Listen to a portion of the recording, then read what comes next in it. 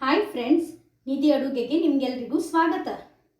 ಪ್ರತಿದಿನ ಒಂದೇ ಥರದ ತಿಂಡಿ ಅಥವಾ ದೋಸೆಯನ್ನು ತಿಂದು ಬೇಜಾರಾಗಿದ್ದರೆ ಈ ರೀತಿ ಟೇಸ್ಟಿಯಾದ ನೀರುಳ್ಳಿ ದೋಸೆ ಅಥವಾ ಓನಿಯನ್ ಉತ್ತಪ್ಪ ಟ್ರೈ ಮಾಡಿ. ಖಂಡಿತ ಮನೆಯವರೆಲ್ಲ ಇಷ್ಟಪಡ್ತಾರೆ. ಈ ಡಿಫ್ರೆಂಟ್ ಆದ ಹೋಟೆಲ್ ಸ್ಟೈಲ್ ಓನಿಯನ್ ಉತ್ತಪ್ಪ ನಾವು ಮಾಮೂಲಿ ಮಾಡುವ ದೋಸೆಗಿಂತ ಸ್ವಲ್ಪ ಭಿನ್ನವಾಗಿರ್ತದೆ. ತುಂಬ ಸಾಫ್ಟಾಗಿ ಸೇರಿಸಿದ ನೀರುಳ್ಳಿ ಕೊತ್ತಂಬರಿ ಸೊಪ್ಪಿನ ಫ್ಲೇವರ್ ಸೇರಿ ತುಂಬ ರುಚಿ ಕೂಡ ಆಗ್ತದೆ. ಚಟ್ನಿ, ಸಾಂಬಾರ್ ಹಾಗೂ ಬಿಸಿ 1 ಕಪ್ ಟೀ ಜೊತೆ ಸವಿದ್ರಂತೂ ಅದ್ಭುತ ರುಚಿ ಕೊಡ್ತದೆ. ಸೊ ಬನ್ನಿ, ಇವತ್ತಿನ ಈ ಓನಿಯನ್ ಉತ್ತಪ್ಪ ಹೇಗೆ ಮಾಡೋದಂತ ನೋಡುವ ಮೊದಲು ಯಾರೆಲ್ಲ ನನ್ನ ಚಾನಲನ್ನು ಇನ್ನೂ ಸಬ್ಸ್ಕ್ರೈಬ್ ಮಾಡಿಲ್ಲ ದಯವಿಟ್ಟು ಸಬ್ಸ್ಕ್ರೈಬ್ ಮಾಡಿ. ಈ ಉತ್ತಪ್ಪಂ ದೋಸೆಗೆ ಕೇವಲ 3 ಇಂಗ್ರೀಡಿಯೆಂಟ್ಸನ್ನು ಬಳಸಿ ಮಾಡ್ತಾ ಇದ್ದೇನೆ. ಒಂದು ಪಾತ್ರೆಯಲ್ಲಿ ಅರ್ಧ ಕಪ್ಪಷ್ಟು ಉದ್ದಿನ ಬೇಳೆಯನ್ನು ಸೇರಿಸುವ ಹಾಗೂ ಇನ್ನೊಂದು ಪಾತ್ರೆಯಲ್ಲಿ 3 ಕಪ್ಪಷ್ಟು ದೋಸೆ ಅಕ್ಕಿಯನ್ನು ಸೇರಿಸ್ತಾ ಇದ್ದೇನೆ. ನೀವು ರೇಷನ್ ರೈಸನ್ನು ಸಹ ಬಳಸ್ಬೋದು. 1 ಸ್ಪೂನ್ ಮೆಂತ್ಯ ಕಾಳನ್ನು ಸಹ ಸೇರಿಸಿ ಇವೆರಡನ್ನು ಚೆನ್ನಾಗಿ ನೀರು ಹಾಕಿ ಒಂದು 4 ರಿಂದ 5 ಸಲ ತೊಳಿಬೇಕು ಹಾಗೂ ನೆನೆಸ್ಲಿಕ್ಕೆ ಇಡಬೇಕು. ಕನಿಷ್ಠ ಒಂದು 5 ರಿಂದ 6 ಗಂಟೆ ಅದು ನೆನೆಬೇಕು. ಇದನ್ನಿಲ್ಲಿ ನೀರು ಸೇರಿಸಿ ನೆನೆಸ್ಲಿಕ್ಕೆ ಇಡ್ತಾ ಇದ್ದೇನೆ. ಈಗ ನೋಡಿ, ಒಂದು ಕರೆಕ್ಟಾಗಿ 6 ಗಂಟೆ ನೆನೆಸಿದ್ದು ಆಗಿದೆ. ಅಕ್ಕಿ ಬೇಳೆಯ ನೀರನ್ನು ಬಸಿದಿಟ್ಟಿದ್ದೇನೆ. ಮೊದಲಿಗೆ ಅಕ್ಕಿ ಹಾಗೂ ಮೆಂತ್ಯವನ್ನು ಪಕ್ಕಕ್ಕಿಟ್ಟು ಉದ್ದಿನ ಬೇಳೆಯನ್ನು ಗ್ರೈಂಡ್ ಮಾಡಬೇಕು. ಮಿಕ್ಸಿ ಜಾರಲ್ಲಿ ನೀರು ಬಸಿದಿಟ್ಟ ಬೇಳೆಯನ್ನು ಸೇರಿಸುವ, ಅಗತ್ಯಕ್ಕೆ ಬೇಕಾದಷ್ಟೇ ನೀರನ್ನು ಸೇರಿಸಿ ರುಬ್ಬಬೇಕು. ಇದು ರುಬ್ಬಿದ್ದು ಆಗಿದೆ. ಈಗ ನೀರು ಬಸಿದಿಟ್ಟ ಅಕ್ಕಿ ಹಾಗೂ ಮೆಂತ್ಯವನ್ನು ಇದರ ಜೊತೆಗೆ ಸೇರಿಸುವ, ಪುನಃ ಅಗತ್ಯಕ್ಕೆ ಬೇಕಾದಷ್ಟು ನೀರನ್ನು ಸೇರಿಸಿ ನುಣ್ಣಗೆ ರುಬ್ಬಬೇಕು. ನೋಡಿ, ಈ ಕನ್ಸಿಸ್ಟೆನ್ಸಿಯಲ್ಲಿ ಹಿಟ್ಟು ರುಬ್ಬಿದ್ದೇನೆ. ಈಗ ಇದನ್ನಿಲ್ಲಿ ಒಂದು ಪಾತ್ರೆಯಲ್ಲಿ ಸೇರಿಸ್ತಾ ಇದ್ದೇನೆ. ಗಟ್ಟಿ ಎಣಿಸಿದರೆ 1 ಕಪ್ ನೀರನ್ನು ಮಿಕ್ಸಿ ಜಾರಿಗೆ ಸೇರಿಸಿ ಅದನ್ನೇ ಸೇರಿಸುವ. ಹಿಟ್ಟಿನ ಜೊತೆಗೆ ಚೆನ್ನಾಗಿ ಮಿಕ್ಸ್ ಮಾಡುವ. ಇದನ್ನಿಲ್ಲಿ ಮುಚ್ಚಿ ಹುದುಗಲಿಡಬೇಕು. ಕನಿಷ್ಠ ಒಂದು 8 ಗಂಟೆ ಆದರೂ ಹುದುಗಬೇಕು. ನಾನಿದನ್ನಿಲ್ಲಿ ಓವರ್ನೈಟ್ ಫರ್ಮೆಂಟ್ ಮಾಡ್ತಾ ಇದ್ದೇನೆ. ನೆಕ್ಸ್ಟ್ ಡೇ ನೋಡಿ, ಹಿಟ್ಟು ಚೆನ್ನಾಗಿ ಹುದುಗಿದೆ, ಸ್ವಲ್ಪ ಗಟ್ಟಿಯಾಗಿದೆ. ಹಾಗಾಗಿ ಒಂದು ಅರ್ಧ ಕಪ್ ನೀರನ್ನು ಪುನಃ ಸೇರಿಸುವ. ರುಚಿಗೆ ಉಪ್ಪನ್ನು ಸೇರಿಸಿ ಒಳ್ಳೆ ಮಾಡಿ ಮಿಕ್ಸ್ ಮಾಡಬೇಕು ಹಾಗೂ ಈ ಹದಕ್ಕೆ ತರಬೇಕು. ಹಿಟ್ಟು ತುಂಬ ತೆಳು ಮಾಡಬಾರ್ದು. ಈ ಕನ್ಸಿಸ್ಟೆನ್ಸಿ ಪರ್ಫೆಕ್ಟ್ ಆಗಿದೆ. ಈಗ ಇದರ ಟಾಪಿಂಗ್ಗೆ ಒಂದು 2 ದೊಡ್ಡ ನೀರುಳ್ಳಿಯನ್ನು ಮೀಡಿಯಮ್ ಸೈಜಿದು ಪೀಸಸ್ ಈ ರೀತಿದು ಮಾಡಿ ಇಟ್ಟಿದ್ದೇನೆ. ಹಾಗೂ 1 ಹಿಡಿ ಕೊತ್ತಂಬರಿ ಸೊಪ್ಪಿನ ಎಲೆಯ ಭಾಗ ಮಾತ್ರ ಸಣ್ಣದಾಗಿ ಚೂರು ಮಾಡಿ ಇಟ್ಟಿದ್ದೇನೆ.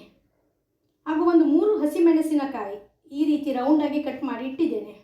ಹಸಿಮೆಣಸಿದೆಯಲ್ಲ, ಆಪ್ಷನಲ್, ಮಕ್ಕಳು ತಿಂತಾರೆ ಅಥವಾ ನಿಮಗೆ ಇಷ್ಟ ಇಲ್ಲ ಅಂತಾದರೆ ಸ್ಕಿಪ್ ಮಾಡ್ಬೋದು. ಈಗ ನೀರುಳ್ಳಿ ಹಾಗೂ ಕೊತ್ತಂಬರಿ ಸೊಪ್ಪನ್ನು ಒಟ್ಟಿಗೆ ಸೇರಿಸಿ ಮಿಕ್ಸ್ ಮಾಡಬೇಕು. ಚೆನ್ನಾಗಿ ಇವೆರಡು ಈ ರೀತಿ ಬೆರಿಬೇಕು. ಈಗ ದೋಸೆಯನ್ನು ಕಾಯಿಸುವ.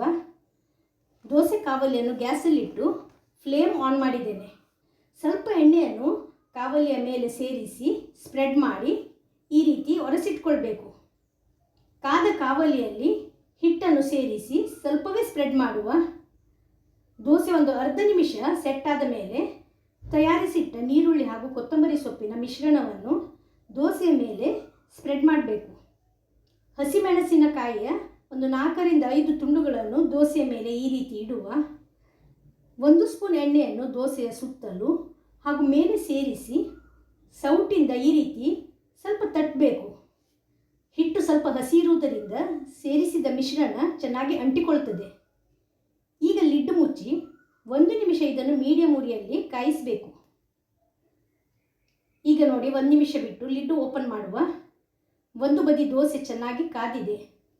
ಈಗ ಇದನ್ನು ತಿರುವಿ ಹಾಕಿ ನಾವು ಇನ್ನೊಂದು ಬದಿ ಸಹ ಕಾಯಿಸಬೇಕು. ಸೇರಿಸಿದ ನೀರುಳ್ಳಿ ಸ್ವಲ್ಪ ರೋಸ್ಟ್ ಆಗಬೇಕು. ತಿನ್ನುವಾಗ ಇನ್ನೂ ಸಹ ರುಚಿ ಆಗ್ತದೆ.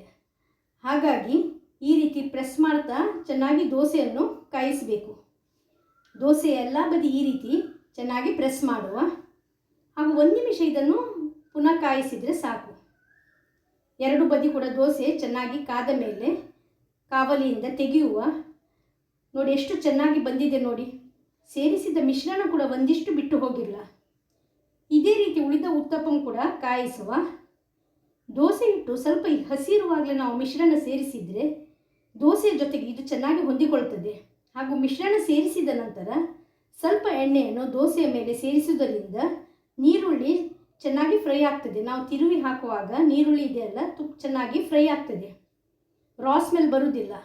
ಈ ಟಿಪ್ಸನ್ನು ನಾವು ಅಗತ್ಯವಾಗಿ ಫಾಲೋ ಮಾಡಿ ಇದೇ ರೀತಿ ಹೋಟೆಲ್ ಸ್ಟೈಲ್ ಇದು ಉತ್ತಪ್ಪವನ್ನು ಮನೆಯಲ್ಲಿ ತಯಾರಿಸ್ಬೋದು.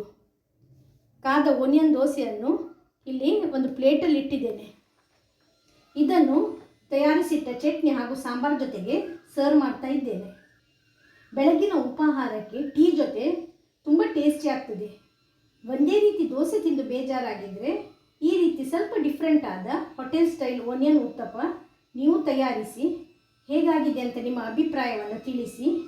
ರೆಸಿಪಿ ವಿಡಿಯೋ ಸ್ವಲ್ಪವಾದರೂ ಇಷ್ಟವಾಗಿದ್ದಲ್ಲಿ ವಿಡಿಯೋಕ್ಕೆ ಲೈಕ್ ಕೊಡುವುದರ ಜೊತೆಗೆ ಚಾನಲನ್ನು ಸಬ್ಸ್ಕ್ರೈಬ್ ಮಾಡಿ, ಶೇರ್ ಮಾಡಿ.